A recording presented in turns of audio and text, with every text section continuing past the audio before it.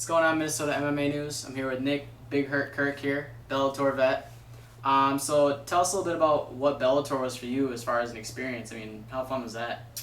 It was cool. It was a different experience. I didn't really enjoy the whole Canada experience. It was, fly 2-3 hours, sit around for 2 hours, fly 3 hours, drive 2 hours, and then hour and a half of paperwork. I mean, it ends up being a long trip by the time you get to settle in and everything. Overall, the event was amazing. We got to go out in the cage before, when everything was set up. It was really cool the way that they do it. It was pretty big time. We had a sold out crowd, over 7,000 people there. They're really into it. They're really intense. They're cheering loud, everything. It was pretty cool. It was overall a good experience. It's definitely worth working to get there. We all work to get to a higher level, so it's just reaffirmed it for me that it's definitely worth working for. Mm. So and after that, I mean, you lost that fight. It was a great fight to watch. But after that, you fought Chris Bafera. You looked great against Bafera. You finished him. You're now in the 459 club. Not a lot of guys finish a fight with 1 second to go in the round, so that's pretty cool. And now you're fighting Jimmy Zedek on August 18th for Driller. What have you seen any film on him so far? What are you looking forward to in that fight? Not much. Maybe a 2-minute clip or something. When I was just hanging out at the gym, I watched. I don't usually get too much into film until we get closer. Sometimes I don't even do it at all. One thing that happens, and I think this is with him too, his videos are all a couple of years old. And just by looking at his record, you can tell that he's a completely different fighter now than he was 2 years ago. So I'm not going to get too much into, his video or what he did. 2 years ago, I saw an article. They said that he had a loss to someone to Bafera, I think. That means nothing to me. Brian Learn. And Brian Learn. That means nothing to me, because he's kind of on a tear in the last 18 months, 2 years. So I'm expecting something totally different than what you see based on paper or video. I'm expecting he's ranked number 1 in Wisconsin. I'm expecting the best guy in Wisconsin. And you're ranked number 1 in Minnesota. Am I correct? Yeah, I am. Target on your back, right? Yeah. Well, it's whatever. Welcome to the club. A lot of really good fighters locally, anyways, in this area, so it doesn't matter. I mean, there's plenty of guys worthy. So I'm excited to.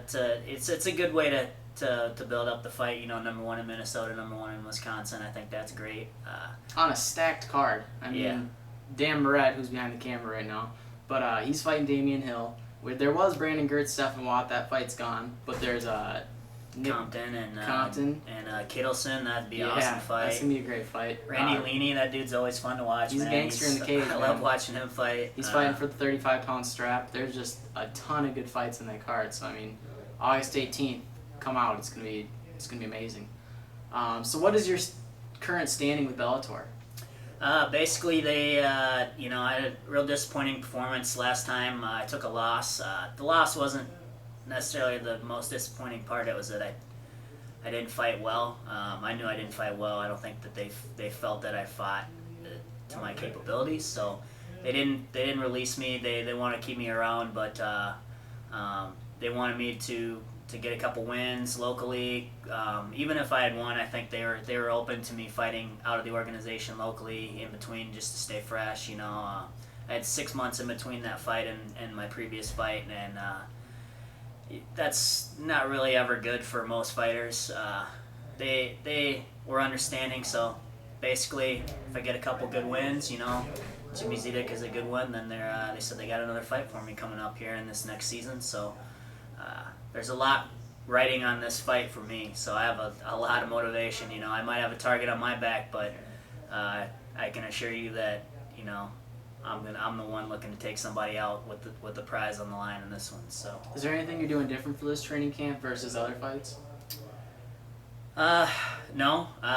Coming here at the academy, there's so many different styles, so many different good training partners, especially for someone my size. I mean, I can go 15 rounds and have a different person just about every time, and have a tough go every time. And it's a different style. Different people are really good at different things. So I just try to stay focused, and then we're starting to get in kind of the meat of training camp, so I'll start focusing a little more on game plan, on things that I want to do specific to this fight.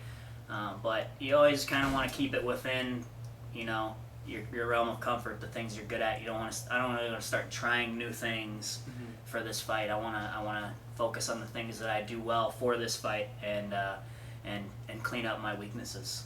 Very cool. Well, that's pretty much it for today. You want to plug August 18th a little bit? Tell people to come out. August 18th, it's probably the best show that I've been a part of. A lot of really exciting fights, a lot of really exciting fighters, a lot of guys who really can't disappoint. There's going to be a lot of cheering, a lot of booing, I can tell you that, between all the different fighters and their fans.